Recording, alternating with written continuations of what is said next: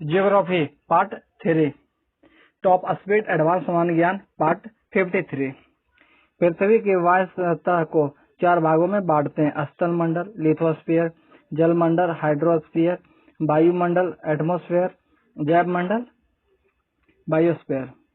स्थल मंडल, लिथोस्फीयर पृथ्वी की संपूर्ण बाहरी या ऊपरी परत स्थल मंडल यानी लिथोस्फीयर कहलाती है। इसी क्षेत्र में विभिन्न प्रकार की भूमि सतह भी है, महाद्वीप व महासागर भी है। महाद्वीपीय क्षेत्र में स्थल मंडल जहां पतली 20 से 22 किलोमीटर है, वहीं महाद्वीपीय क्षेत्र में अधिक मोटी 40 किलोमीटर है। स्थल मंडल की अधिकतम ऊंचाई 8850 मीटर माउंट एवरेस्ट है और अधिकतम गहराई 11,033 मीटर मेरियाना गर्त है। ये मेरियाना गर्त फिलीपींस में है। यही यानी स्थल मंडल की अधिकतम ऊंचाई और गहराई का अंतर 20 किलोमीटर है। पृथ्वी के 29% के क्षेत्रफल पर स्थल मंडल है, जबकि 71% क्षेत्र पर जल मंडल है। उसमें भी उत्तरी गोलार्ध में 61% और दक्षिणी गोलार्ध में 81% क्षेत्रफल में जल साम्राज्य है। स्थल मंडल पर ही मानव व समस्त जीव जंतुओं का जीवन यापन होता है। भूविज्ञान के अनुसार धरातल पर पाए जाने वाले समस्त प्राकृतिक पदार्थ चट्टान व श्रेणी में आते हैं। ये ग्रेनाइट के समान कठोर एवं कले की तरह मुलायम हो सकता है। रॉक चट्टान पृथ्वी की सतह का निर्माण मुख्यतः इसके कठोर भाग चट्टान या शैल से हुआ है। चट्टानें उत्पत्ति के आधार पर 3 प्रकार की होती है। नंबर 1 आग्नेय चट्टान, नंबर 2 अपसादी चट्टान, नंबर 3 कायांतरित चट्टान। आग्नेय चट्टान इग्नेशियस रॉक। आग्नेय चट्टान पृथ्वी के आंतरिक भाग में स्थित मैग्मा के कठोर होने से इसका निर्माण होता है। आग्नेय चट्टान रवादार होता है। इसके उदाहरण है ग्रेनाइट, बेसाल्ट, ग्रेवो, डायोराइट, पेग्माटाइट आदि। बेसाल्ट चट्टान में लोहे यानी आयरन की मात्रा सबसे अधिक होती है। बेसाल्ट चट्टान के सड़न से ही काली मिट्टी बनती है। आग्नेय चट्टान को प्राथमिक चट्टान भी कहते हैं। ये जीवाश्म रहित, स्थूल, परत रहित और कठोर संघनन वाली होती है। आग्नेय चट्टानें आर्थिक दृष्टि से अत्यंत लाभप्रद होती है। इनमें प्लेटिनम, सोना, तांबा, सीसा, मैंगनीज, जस्ता, निकिल व चुंबकीय लोहा पाए जाते हैं। इसी कारण आग्नेय चट्टानें व्यापारिक दृष्टि से लाभप्रद व महत्वपूर्ण होती है। झारखंड राज्य के कोडरमा में पाया जाने वाला अभ्रक पेग्माटाइट नामक आग्नेय चट्टान से मिलता है। पृथ्वी के भीतरी भाग में जब मैग्मा के जमने से आग्नेय चट्टान का निर्माण होता है, तो ऐसी चट्टानों को पतालीय आग्नेय चट्टान कहा जाता है। पृथ्वी के मध्य में यदि आग्नेय चट्टान जमती हो तो उसे मध्यवर्ती आग्नेय चट्टान कहा जाता है। यदि पृथ्वी के बाह्य सतह पर आग्नेय चट्टान जमती हो तो उसे बाह्य आग्नेय चट्टान अथवा ज्वालामुखी चट्टान कहा जाता है। पृथ्वी के अंदर निर्मित होने वाली आग्नेय चट्टानों को अंतःवेदी चट्टान और पृथ्वी के बाहर निर्मित होने वाली आग्नेय चट्टानों को बहिर्वेदी चट्टानें कहते हैं। आग्नेय चट्टानों के विभिन्न नामकरण। विभिन्न आकारों एवं रूपों में मैग्मा के जमने से निर्मित चट्टानों को विभिन्न नामों से संबोधित किया जाता है। Number 1 seal. जब परतदार चट्टानों के भीतर मैग्मा का जमना क्षैतिज रूप में होता है तो ऐसी चट्टानों सील नाम से पुकारा जाता है। ऐसी चट्टानों की मोटाई 1 मीटर से लेकर सैकड़ों मीटर तक हो सकती है। 1 मीटर से कम मोटाई वाली सील चट्टानों को सीट कहा जाता है। झारखंड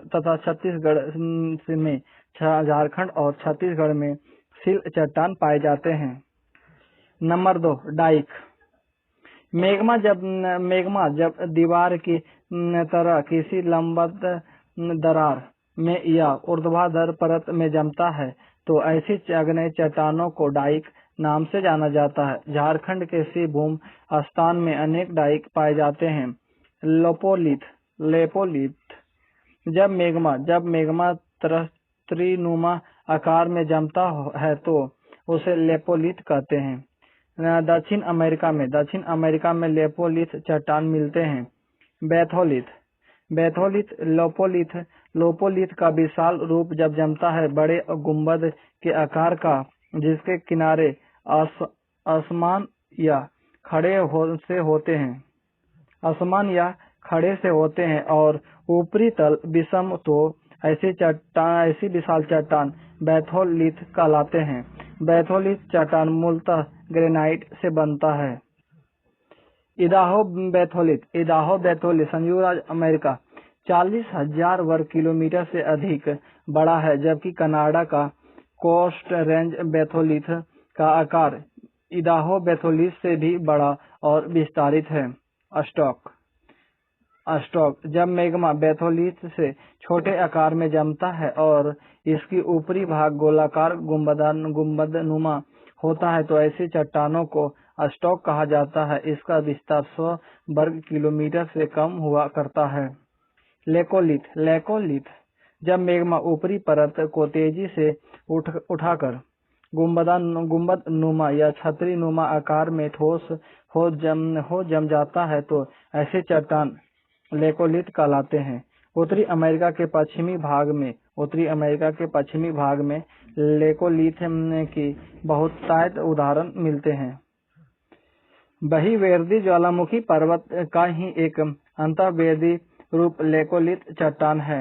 नंबर 7 फैकोलिथ जब मेग्मा परतदार चट्टानों के मध्य लहरदार आकृति में जम जाता है तो ऐसी चट्टानें फैकोलिथ कहलाते हैं। नंबर 2 अवसादी चट्टान सेडिमेंट्री रॉक। अवसादी चट्टान जल, वायु, हिम आदि प्राकृतिक के अन्य कारकों द्वारा लाए गए कणों या अवसादों के किसी स्थान पर जमा होने से निर्मित चट्टानें अवसादी चट्टानें कहलाती है।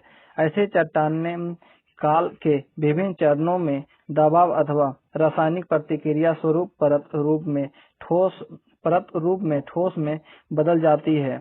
इसी से इन्हें अवसादी या परतदार चट्टान कहते हैं।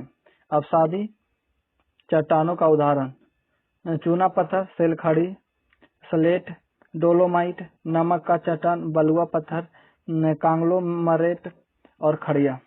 चूना पत्थर, सेलखड़ी, स्लेट, डोलोमाइट, नमक की चट्टान, बलुआ पत्थर, कांग्लोमरेट, खड़िया आदि। परतदार चट्टानों झील, नदियों या सागरों में अवसादों के जमा होने से बनती है। अवसादी चट्टानें परतदार रूप की होती है। अवसादी चट्टानों में जीव जंतुओं का जीवाश्म भी पाया जाता है। कोयला एक अवसादी चट्टान है। दामोदर, गोदावरी व महानदी बेसिनों की अवसादी चट्टानों में कोयला मिलता है। अवसादी चट्टानों में खनिज तेल भी पाए जाते हैं। दिल्ली का लाल किला व आगरा का किला जैसी कई प्राचीन काल की इमारतें बलुआ पत्थर नामक अवसादी चट्टानों द्वारा निर्मित है। अवसादी चट्टानों में बलुआ पत्थर, शैल, चिकनी मिट्टी, खड़िया, डोलोमाइट, कोयला, खड़िया, सिलखड़ी आदि सम्मिलित है। जल द्वारा लाए गए अवसादों के जमने से बने चट्टानों को जल निर्मित अवसादी चट्टान कहते हैं। नदी द्वारा बहाकर लाए अवसादों से निर्मित चट्टानों को नदीकृत चट्टानें और समुद्री लहरों द्वारा बने चट्टानों को मरीन चट्टानें या समुद्री चट्टानें और झील में अवसादों के जमने से बनी चट्टानों को सरोवरी चट्टानें कहते हैं। विभिन्न आकृति के नुकीले कणों से निर्मित चट्टानों को संकोनासम कहते हैं। बालू और बजरी के मिश्रण से बनी अवसादी चट्टानों को बालू प्रधान चट्टानें कहते हैं। चिकनी मिट्टी की प्रधानता वाली चट्टानों को चिका प्रधान चट्टानें अथवा मिरियम शैल कहते हैं। बजरी ऑस्ट्रेलिया के गोलाकार टुकड़े को सपिंडासम कहते हैं। कायांतरित अथवा रूपांतरित चट्टानें प्रकृति के विभिन्न कारकों जैसे ताप, दाब एवं रासायनिक क्रियाओं के कारण आग्नेय व अवसादी चट्टानों से ही कायांतरित अथवा रूपांतरित चट्टानों अथवा शैलों का निर्माण होता है। कायांतरित चट्टानों के कायांतरण के 5 प्रकार: संस्पंदन कायांतरण, संस्पर्श कायांतरण, नंबर 2 गतिक कायांतरण, नंबर 3 स्थैतिक कायांतरण, नंबर 4 जलीय कायांतरण, नंबर 5 उष्ण जलीय कायांतरण। आग्नेय व अवसादी चट्टानों का रूपांतरण। आग्नेय चट्टान, कायांतरित चट्टान।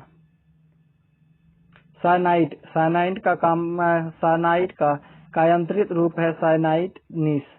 ग्रेनाइट का कायांतरित रूप है ग्रेनाइट नीस।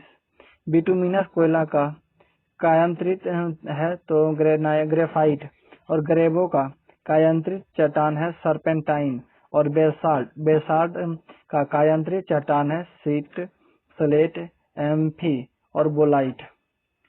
अवसादी चट्टान और कायांतरित चट्टान।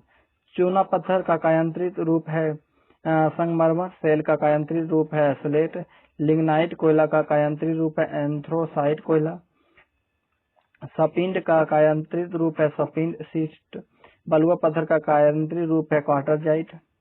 कोयला का कायांतरित रूप है ग्रेफाइट और हीरा। फिर स्लेट का कायांतरित रूप है फाइलाइट, और फाइलाइट का कायांतरित रूप है सिस्ट। कोयला का रूपांतरण। पीट से अच्छा होता है लिग्नाइट से अच्छा होता है बिटुमिनस। इससे ये बदलता है लिग्नाइट बिटुमिनस में बदलता है, बिटुमिनस एंथ्रासाइट में बदलता है, एंथ्रासाइट ग्रेफाइट में बदलता है और ग्रेफाइट हीरा में बदलता है। ये कोयला का रूप है। पीट से लिग्नाइट से बिटुमिनस से एंथ्रासाइट से ग्रेफाइट और ग्रेफाइट से हीरा। जब गर्म लावा का प्रवाह होता है तो भूपृष्ठ की भीतरी ग्रेफाइट चट्टानें झुलस जाती है और उनका रूप बदल जाता है। इस क्रिया को संस्पर्श कायांतरण कहते हैं। उदाहरण कोयला से कोक और चूना पत्थर से संगमरमर का बनना। भारी दबाव पड़ने से जब अत्यधिक ताप उत्पन्न होता है तो चट्टानों में रूप परिवर्तन हो जाता है।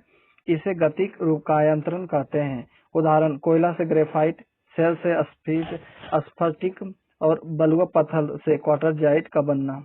भूगर्भ में स्थित चट्टानों पर ऊपर का भारी दबाव पड़ने से जब उनका रूप परिवर्तन होता है तो इसे स्थैतिक कायांतरण कहते हैं।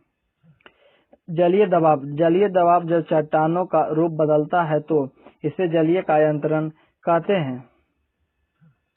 भाप और गर्म जल के प्रभाव के कारण चट्टानों का रूप परिवर्तन उष्ण जलीय कायांतरण कहलाता है। उदाहरण चूने के पत्थर का संगमरमर बन जाना। ज्वालामुखी वोल्केनो।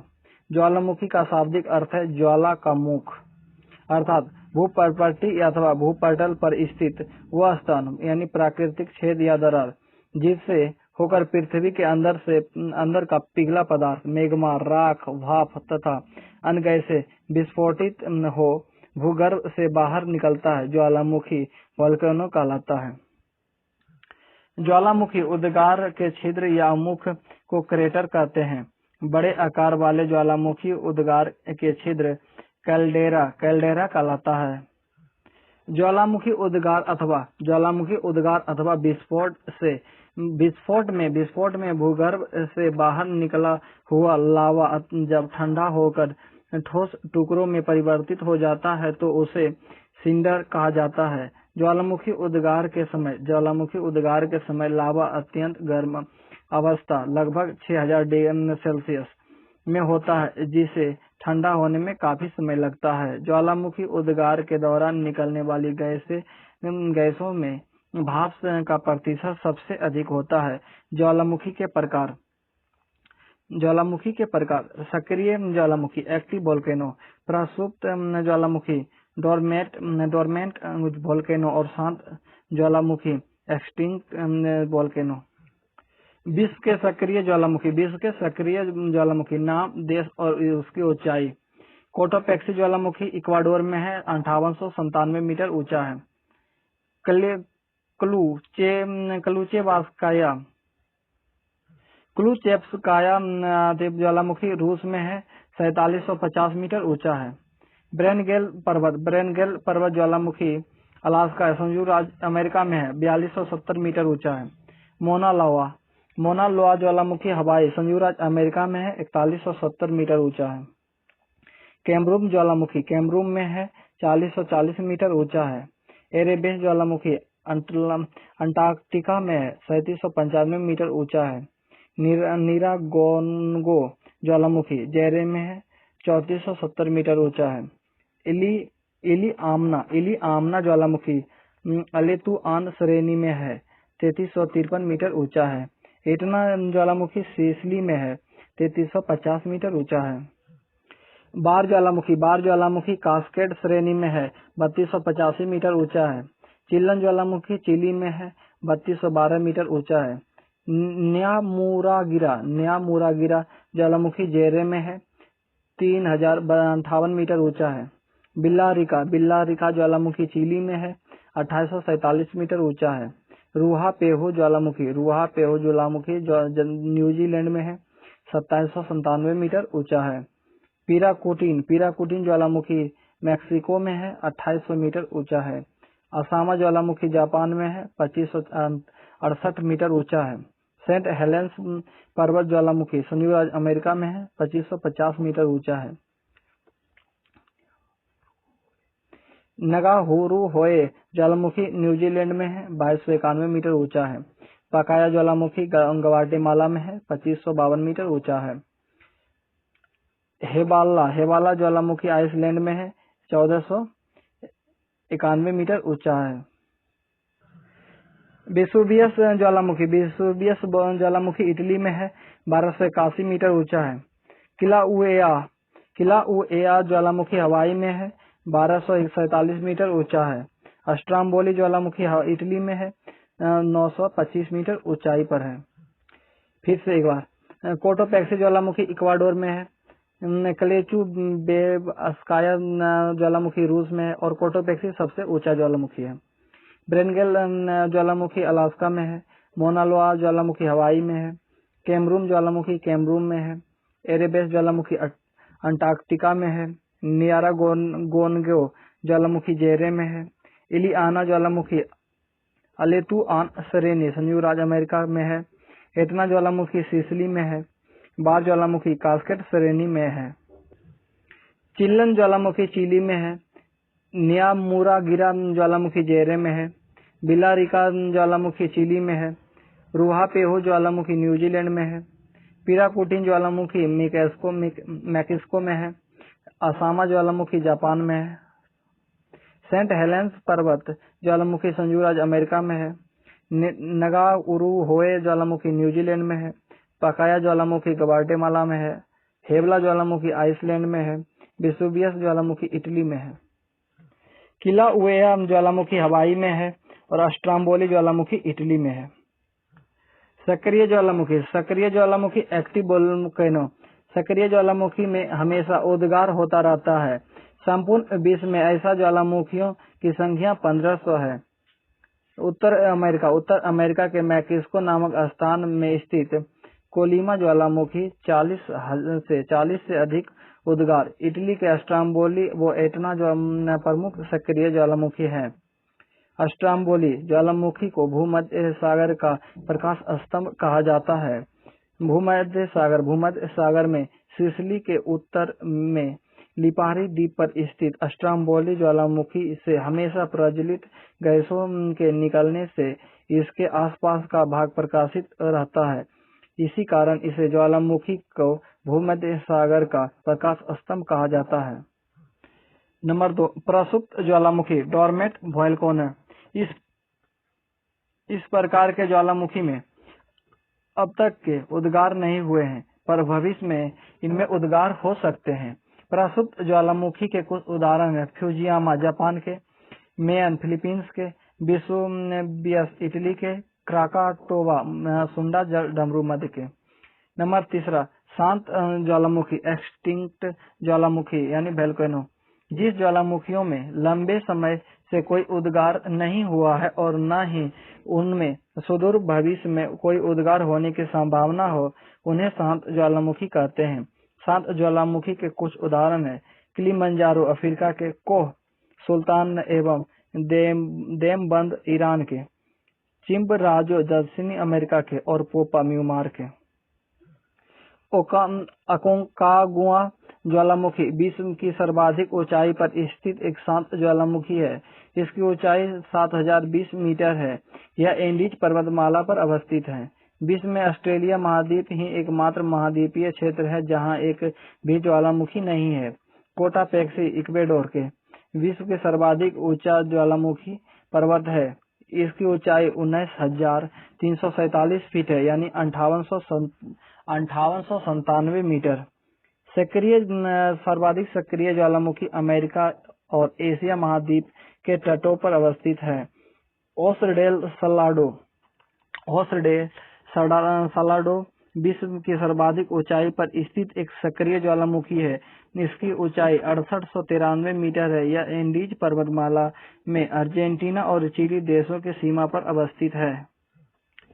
समस्त सक्रिय ज्वालामुखी का अधिकांश प्रशांत महासागर के तटीय भाग में स्थित है। गीजर कुछ ज्वालामुखी क्षेत्रों में ज्वालामुखी उद्गार के समय या कुछ समय बाद भूपटल के छिद्रों या दरारों से होकर गर्म जल तथा भाप लगातार या कुछ समय के अंतराल पर निकलते रहते हैं। इन्हें गीजर कहते हैं। संयुक्त राज्य अमेरिका के येलोस्टोन पार्क स्थित ओल्ड फेथफुल गीजर में से लगातार उष्ण जल निकलता रहता है। भूकंप अर्थक्वेक। भूकंप शब्द का शाब्दिक अर्थ है भूमि का कांपना या हिलना। पृथ्वी के गर्भ में जब हलचल बढ़ जाती है तो पृथ्वी का प्रभावित भाग अचानक झटका खाने, कांपने या हिलने लगता है। इसी को हम भूकंप कहते हैं। भूकंपों का अध्ययन हम सिस्मोलॉजी विषय के अंतर्गत करते हैं, जो भूगर्भ शास्त्र की एक विशेष शाखा है। भूकंप की तीव्रता, परिमाप व प्रभाव। यांत्रिक 3.5 से कम, मात्र भूकंप लेखिक में अनुभूति। क्षीण 3.5, मात्र चंद संवेदनशील व्यक्तियों को अनुभूति। साधारण 4.3, गतिशील लोगों को ही ज्ञात अनुभूति। कम तीव्र 4.8, घंटियों का बजना आदि सबको आभास। तीव्र 5.4, झटके लगना सबको ज्ञात, घर से भागना। प्रचंड 6.1, मकान को क्षति, दीवारों में दरारें। विनाशकारी 6.2, दीवारों को अधिक नुकसान, दरारें चौड़ी। विध्वंसकारी 6.9, इमारतों का गिरना, धरती में दरारें चौड़ी होना। विध्वंसकारी 6.9, इमारतों का गिरना, धरती में दरारें चौड़ी होना। भयंकर 7.3, धरती का फटना, पुल और रेल की पटरियां नष्ट होना। प्रलयकारी 8.1, इमारतें ढह जाती है, धरती से जल विस्फोट से सतह पर बाढ़, इमारतें पुल आदि ध्वस्त। महाप्रलय 8.1 से अधिक, सर्वनाश की स्थिति, धरती वेग से हिलने लगती है, वस्तुएं हवा में उछलने लगती है। जल प्रलय व सर्वत्र विनाश का कारण बन जाता है। भूकंप के कुछ कारण। नंबर 1, ज्वालामुखी की क्रिया। नंबर 2, भू संतुलन की अव्यवस्था। नंबर 3, भूपटल में संकुचन। नंबर 4, जलीय भार। नंबर 5, प्लेट विवर्तनीय सिद्धांत के अनुसार जब धरती की दो प्लेटों टकराती है या अलग होती है तो भूकंप उत्पन्न होता है। भूकंप की तीव्रता मापने वाले पैमाने को रिक्टर स्केल कहा जाता है। मार्केली स्केल पर भी भूकंप की तीव्रता मापी जाती है। रिक्टर स्केल पर जहां 0 से 9 अंक तक मापे जाते हैं, वहीं मार्केली स्केल पर 0 से 12 अंक तक की माप संभव है। वैसे 8.1 माप वाले भूकंप ही पृथ्वी पर प्रलयकारी स्थिति लाने में समर्थ है। मार्केली स्केल का निर्माण इटली के वैज्ञानिक मार्केली ने 1931 ईस्वी में किया था। रिक्टर स्केल का आविष्कार अमेरिकी वैज्ञानिक व भौतिकी शास्त्री चार्ल्स रिक्टर ने 1935 ईस्वी में किया था। भूकंप का उद्भव स्थान भूकंप का केंद्र कहलाता है। भूकंपीय तरंगे को सिस्मोग्राफ नामक यंत्र द्वारा मापा जाता है। भूकंप के केंद्र के ठीक ऊपर पृथ्वी की सतह पर स्थित बिंदु को भूकंप का अधिकेंद्र कहा जाता है। भूकंप के केंद्र से 11,000 किलोमीटर के बाद लगभग 5,000 किलोमीटर तक भूकंप की कोई भी तरंग नहीं पहुंचती। ऐसे क्षेत्र को छाया क्षेत्र यानी शैडो जोन कहते हैं। अंतःसागरीय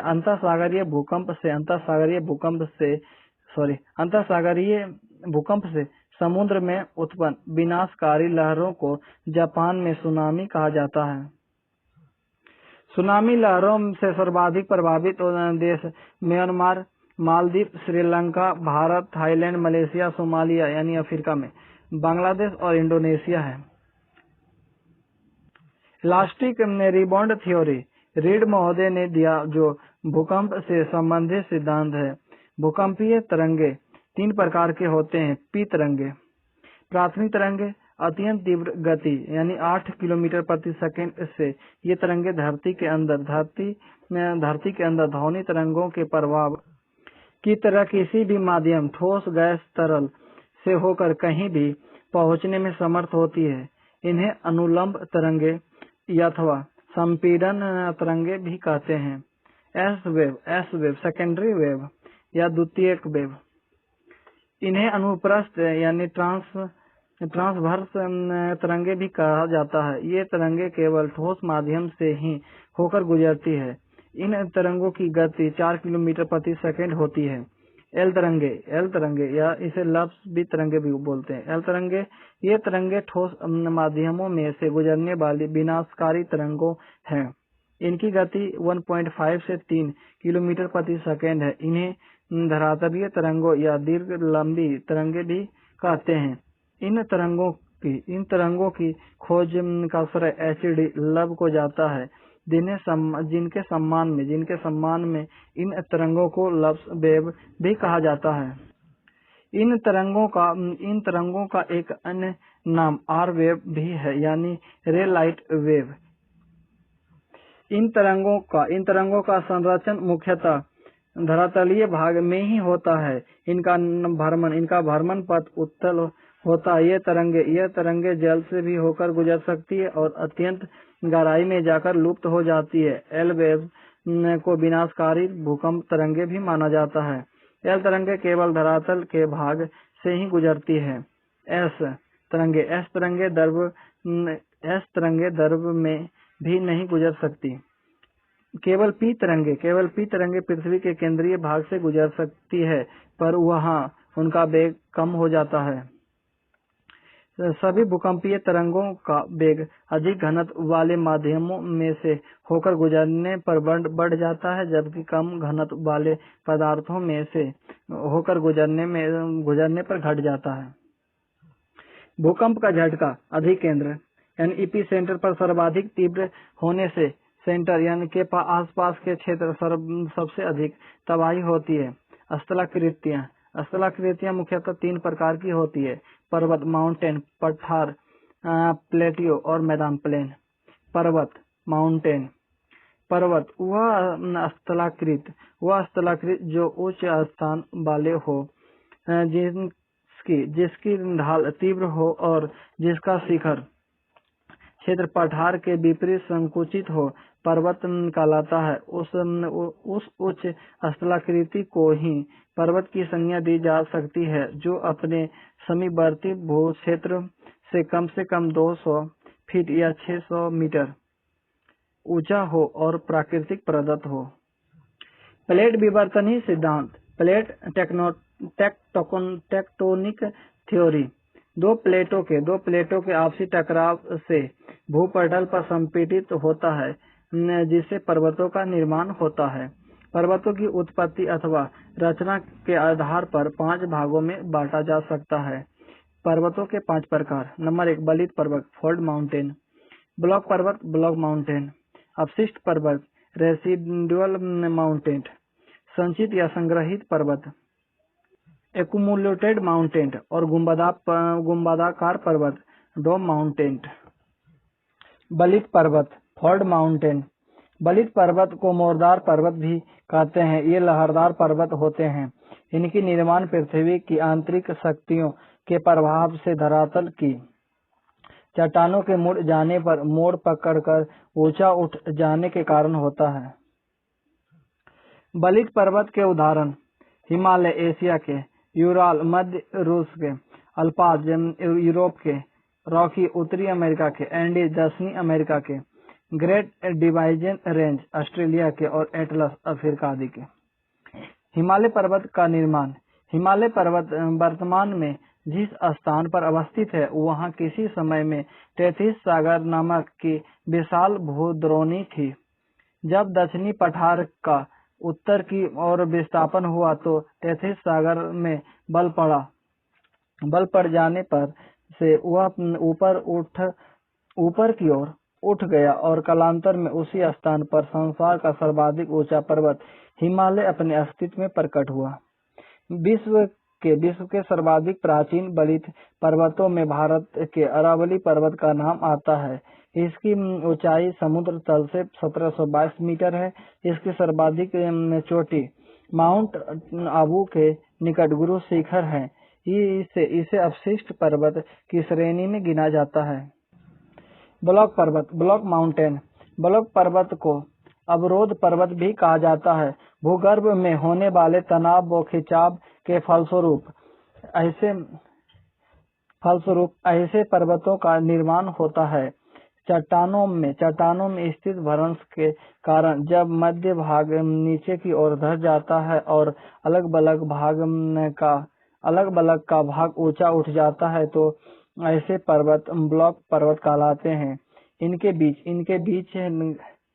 के धंसे भाग को रिफ्ट वैली कहते हैं। ऐसे पर्वतों के शीर्ष समतल होते हैं और उनके किनारे तीव्र भ्रंश कगारों वाले होते हैं। विश्व की सर्वाधिक लंबी रिफ्ट घाटी जॉर्डन नदी की घाटी है और यह लाल सागर की बेसिन से होती हुई ज़ैम्बेजी नदी तक 4800 किलोमीटर लंबी है।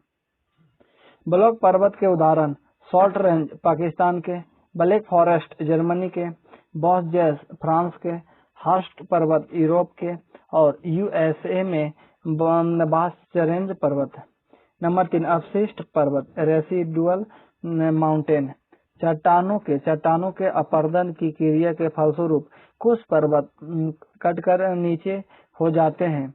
ऐसे पर्वतों को अवशिष्ट पर्वत कहा जाता है।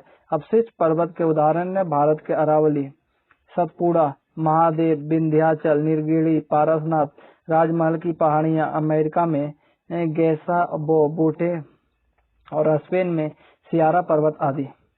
संचित या संग्रहित पर्वत एक्युमुलेटेड माउंटेन। धरातल के ऊपर मिट्टी, बालू, कंकड़, पत्थर, लावा आदि के एक विशेष स्थान पर निरंतर जमा होते रहने से टीला यानी माउंट एक बड़ा ढेर बन जाता है। ऐसे पर्वतों को संचित अथवा संग्रहित पर्वत कहा जाता है। संचित पर्वत के उदाहरण जापान का फुजियामा पर्वत, यूएसए में रेनडियर हुड तथा सस्ता पर्वत। रेगिस्तान में बनने वाले बालू के विशाल स्तूप भी इसी श्रेणी में आते हैं। गुंबदाकार पर्वत, डोम माउंटेन। जब पृथ्वी के अंदर का मैग्मा या लावा बाहर निकलने की क्रिया में धरातल के ऊपरी परतों पर दबाव डालता है तो चट्टानों की ऊपरी परतों को लोकोलिथ फोड़े की तरह उभर कर गुंबद के आकार का उभार धारण कर लेता है। ऐसे पर्वत गुंबदाकार पर्वत कहलाते हैं। गुंबदाकार पर्वत के उदाहरण संयुक्त राज्य अमेरिका का हेनरी, बिंग्स हॉर्न, ब्लैक हिल्स आदि। विश्व के प्रमुख पर्वत हिमालय काराकोरम हिंदुकुश दक्षिण मध्य एशिया में अवस्थित है। माउंट एवरेस्ट इसका सर्वोच्च चोटी है। आल्पस पर्वत मध्य यूरोप में स्थित है। माउंट ब्लैक सर्वोच्च चोटी है। अलास्का यूएसए में स्थित है। माउंट मैकिनले सर्वोच्च चोटी है। कार्डिलेरा लॉस एंडीज पश्चिम दक्षिण अमेरिका में स्थित है। एकांकुआ सर्वोच्च चोटी है। ट्रांस अंटार्कटिका पर्वत अंटार्कटिका में स्थित है। माउंट क्रिक पैट्रिक सर्वोच्च चोटी है। तिएनशान पर्वत दक्षिण मध्य एशिया में स्थित है। पीके पोवेडा सर्वोच्च चोटी है। यूराल पर्वत मध्य रूस में स्थित है। गोरा नेरोडनाया सर्वोच्च चोटी है। एटलस पर्वत उत्तर पश्चिम अफ्रीका में स्थित है। जेबेल टाउकाल सर्वोच्च चोटी है। काकेस पर्वत जॉर्जिया में स्थित है। एल्ब्रूस सर्वोच्च चोटी है। अल्टाई पर्वत मध्य एशिया में स्थित है। गोरा बेलुखा सर्वोच्च चोटी है। जेग्रोस ईरान में स्थित है। जॉर्ज कू सर्वोच्च चोटी है। कास्केड पर्वत उत्तर पश्चिमी अमेरिका एवं कनाडा में स्थित है। माउंट रेंडियर सर्वोच्च चोटी है। रॉकी पर्वत पश्चिम उत्तरी अमेरिका में स्थित है। माउंट एल्बर्ट सर्वोच्च चोटी है। ग्रेट डिवाइडिंग रेंज पर्वत पूर्वी ऑस्ट्रेलिया में स्थित है। कोस्क्यू सर्वोच्च चोटी है। एल्यूसियन रेंज अलास्का उत्तर पश्चिम प्रशांत महासागर में स्थित है। सिसेलिन सर्वोच्च ऊंची चोटी है। सिसेलिन। नंबर 2 पठार प्लेटियो धरातल की वह स्थलाकृतियां जो अपने आसपास के स्थल से पर्याप्त ऊंचा होता है तथा जिसका शीर्ष भाग चौड़ा और सपाट होता है पठार कहलाता है। कुछ पठार विशेष ऊंचाई वाले विशिष्ट पठार होते हैं। तिब्बत का पठार 16,000 फीट, बोलीविया का पठार 12,000 फीट ऊंचा और कोलंबिया का पठार 7,800 फीट ऊंचा है। पठार के विभिन्न प्रकार होते हैं। अंतःपर्वतीय पठार ये पर्वत श्रृंखलाओं के बीच बने होते हैं। नंबर 2 पर्वतपदीय पठार ये पर्वत तल और मैदान के बीच उठे समतल भाग होते हैं। महाद्वीपीय पठार भूपृष्ठ के अपरदन के फलस्वरूप जब पृथ्वी के गर्भ में जमा लेकोलिथ सतह पर उभर आता है तो ऐसे पठार उभर आते हैं। दक्षिण का पठार इसका उदाहरण है। तटीय पठार समुद्र के तट पर बने पठार तटीय पठार कहलाता है। गुंबदाकार पठार गुंबद के आकार में चलन क्रिया के कारण बने पठार। भारत का रामगढ़ गुंबद इसका उदाहरण है। विश्व के प्रमुख पठार और अवस्थित देश। तिब्बत का पठार मध्य एशिया में है। दक्षिण अफ्रीका का पठार अफ्रीका में है। ग्रीनलैंड का पठार ग्रीनलैंड में है। कोलंबिया का पठार अमेरिका में है। कोलोराडो का पठार अमेरिका में है। ब्राजील का पठार ब्राजील में है। यूकॉन का पठार अलास्का में है। मैक्सिको का पठार मैक्सिको में है। अरब का पठार दक्षिण पश्चिम एशिया में है और प्रायद्वीपीय पठार भारत में है। ईरान का पठार ईरान में है। मंगोलिया का पठार उत्तर मध्य चीन में है। अनातोलिया का पठार तुर्की में है। मेसेटा का पठार स्पेन में है। मालागाची का पठार मेडागास्कर में है। यूनान या इंडो चाइना का पठार चीन एवं बर्मा में है। मैदान भूपटल पर निचले और समतल क्षेत्र मैदान कहलाते हैं। समुद्र तल से मैदान 500 फीट से कम ऊंचाई के होते हैं। ढाल मंद होता है और धरातल प्रायः समतल सपाट होता है। मैदान के प्रकार टाइप्स ऑफ प्लेन। अपरदनात्मक मैदान इस प्रकार के मैदान नदी हिमानी पर्वत जैसी प्रबल प्राकृतिक शक्तियों के अपरदन से बनते हैं। इस प्रकार के मैदानों की रचना स्थिति व निक्षेपण प्रक्रिया के आधार पर विभिन्न प्रकार से नामकरण होते हैं। तेज हवा से उड़कर लाई गई मिट्टी व बालू के कणों से निर्मित मैदान को लोएस का मैदान कहते हैं। जहां हवा की गति मंद पड़ जाती है वहां पर हवा द्वारा लाए पदार्थों के निक्षेपण से ऐसे मैदान बनते हैं। चूने पत्थर की चट्टानों के घुलने से निर्मित मैदान कास्ट मैदान कहलाते हैं। हिम के किसी स्थान विशेष में जमाव के फलस्वरूप दलदली मैदान निर्मित होते हैं, जहां केवल वनों का ही अस्तित्व पाया जाता है। ऐसे मैदान ग्लेशियल मैदान कहलाते हैं। नदियों के अपरदन के कारण समुद्र के किनारे समप्राय मैदान निर्मित होते हैं। भीषण वर्षा या बाढ़ आने के बाद नदियों के प्रवाह की दिशा बदलने के कारण रेगिस्तानी मैदान निर्मित होती है। नंबर 2, निक्षेपणात्मक मैदान। नदी के निक्षेप के फलस्वरूप बड़े बड़े समतल मैदान का निर्माण होता है। ये मैदान सपाट और विस्तारित होते हैं। गंगा, हांगो, सतलज, मिसिसिपी, यांगतीसी, क्यांग आदि नदियों द्वारा निर्मित समतल मैदान निक्षेपणात्मक मैदान का उदाहरण है। डेल्टा का मैदान और चैलोड का मैदान निक्षेपात्मक मैदान के प्रमुख उदाहरण है। विश्व के प्रमुख मैदान गंगा यमुना के मैदान भारत में है। अरब का बड़ा मैदान सऊदी अरब, इराक, ईरान आदि में है। सिंधु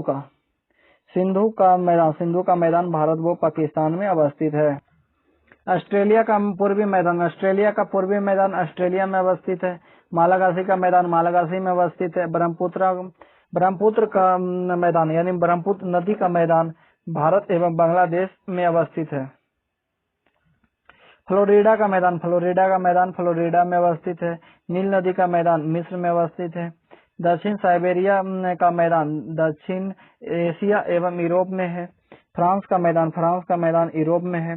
पंपास का मैदान दक्षिण अमेरिका में है। मध्यवर्ती बड़ा मैदान अमेरिका व कनाडा में है। सहारा मैदान अफ्रीका में है। अफ्रीका का पूर्वी तटीय मैदान अफ्रीका में अवस्थित है। अमेजन नदी का मैदान दक्षिण अमेरिका में अवस्थित है। यूरोप का बड़ा मैदान यूरोप में अवस्थित है। चीन का मैदान चीन में अवस्थित है। अफ्रीका का पश्चिमी तटीय मैदान अफ्रीका में अवस्थित है। पेंटागोनिया का मैदान दक्षिण अमेरिका में अवस्थित है। विभिन्न कारकों द्वारा निर्मित विभिन्न स्थलाकृतियां। समुद्री तरंगों द्वारा निर्मित स्थलाकृतियां लेगून, झील, अस्टेक, यूगोस्लाविया के तट पर, डाल्मेशियन भारत के पश्चिमी तट पर निर्मित इरिया तट, अस्टेक, समुद्री भृगु और भुजियाहब आदि हैं। नंबर 2, पवनों द्वारा निर्मित स्थलाकृतियां लोएस, लेगून, बरखान, ज्यूगेन, प्लेया, यारडंग, छत्रक, इनसेलबर्ग आदि हैं। नंबर 3, सागरीय जल द्वारा निर्मित स्थलाकृतियां पोलिन, टोम्बोलो, हुक, लूप, सर्प, तंगरिका, बेलाचली आदि। नंबर 4, हिमनद द्वारा निर्मित स्थलाकृतियां ड्रमलिन, सर्क, लैकेम, टॉर्न, फ्योर्ड, हॉर्न, अरेट, नूनाटक आदि हैं। भूमिगत जल द्वारा निर्मित स्थलाकृतियां कांद्रा, पाताल तोड़ कुआं अथवा उत्सर्ग कुआं, पोलिये, डोलाइन, गीजर अथवा उष्णतोष, घोलरंध्र, क्रस्ट झील, लेपीज, स्टेलेग्माइट, स्टेलेक्लाइटाइट और युवाला आदि हैं। One forest. प्राचीन काल में पृथ्वी का प्रायः 75% भाग वनाच्छित था। वर्तमान में पृथ्वी का लगभग 24% भाग वनाच्छित है, जबकि अंतर्राष्ट्रीय पर्यावरण मानक के अनुसार पृथ्वी के 33.3% भाग पर वनों का रहना समुचित पर्यावरण की दृष्टि से आवश्यक है।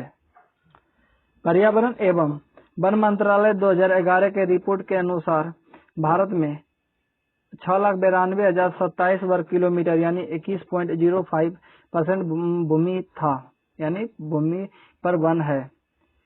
इसमें 83,471 वर्ग किलोमीटर भूमि यानी 2.54% पर अति सघन वन और 3,20,736 वर्ग किलोमीटर यानी 9.76 पर साधारण सघन वन तथा 2,87,820 वर्ग किलोमीटर पर 8.75% पर खुले वन हैं। 90,844 वर्ग यानी 2.76 वर्ग किलोमीटर पर वृक्षारोपण, 42,177 यानी 1.28% पर झाड़ी वन और 25,53,059 यानी 77.67% पर गैर वन है। इस प्रकार से हमारे देश में कुल 23.81% भूमि पर वन एवं वृक्ष आच्छादित वन भूमि है। वनों के प्रकार, टाइप ऑफ फॉरेस्ट, उष्णकटिबंधीय चीर हरित सदाबहार वन, विषुवतीय रेखीय प्रदेश और उष्णकटिबंधीय प्रदेश में इस प्रकार के वन पाए जाते हैं। इन प्रदेशों में प्रति वर्ष 200 सेंटीमीटर से अधिक वर्षा होने वाले सालों भर पेड़ हरे भरे रहते हैं और पेड़ की पत्तियां चौड़ी होती है। उष्णकटिबंधीय आर्द्र पतझड़ one, tropical semi deciduous forest, इस प्रकार के वन उन प्रदेशों में पाए जाते हैं जहां प्रति वर्ष वर्षा 150 सेंटीमीटर से कम होती है। इस प्रकार के वनों में मुख्यतः साल, सागवान और बांस इत्यादि पाए जाते हैं। विषुवत रेखीय वन, इक्वेटोरियल फॉरेस्ट, इस प्रकार के वनों में वृक्ष और झाड़ियां संयुक्त रूप से पाए जाते हैं। ऐसे वनों में मुख्यतः ओक, कॉर्क और जैतून के वृक्ष पाए जाते हैं। टेगा वन, टेगा फॉरेस्ट, इस प्रकार के वन सदाबहार होते हैं और वनों के वृक्ष की पत्तियां नुकीली यानी शार्प पाई जाती है। टुंड्रा वन, टुंड्रा फॉरेस्ट, बर्फ से ढके रहने वाले इन वनों में गर्मी के मौसम में लाइकेन और मॉस उगाते हैं।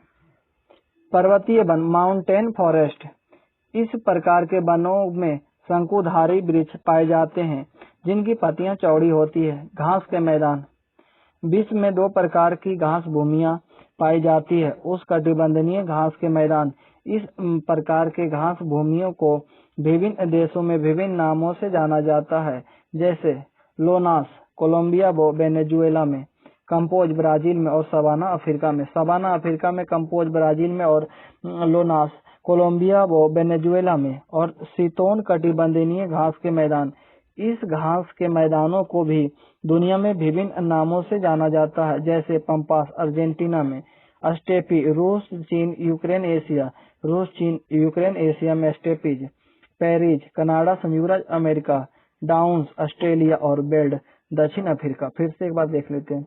पंपास अर्जेंटीना में, स्टेपीज रूस चीन यूक्रेन एशिया में, पेरीज कनाडा संयुक्त राज्य अमेरिका में, डाउन्स ऑस्ट्रेलिया में और बेल्ट दक्षिण अफ्रीका में। ये घास है शीतोष्णकटिबंधीय घास के मैदान। और उष्णकटिबंधीय घास के मैदान को लानोस कोलंबिया व वेनेजुएला में कहते हैं, कंपोज ब्राजील में कहते हैं और सवाना अफ्रीका में कहते हैं। सवाना महाद्वीपीय, ये नेक्स्ट वीडियो में यहाँ से देखेंगे। Thank you.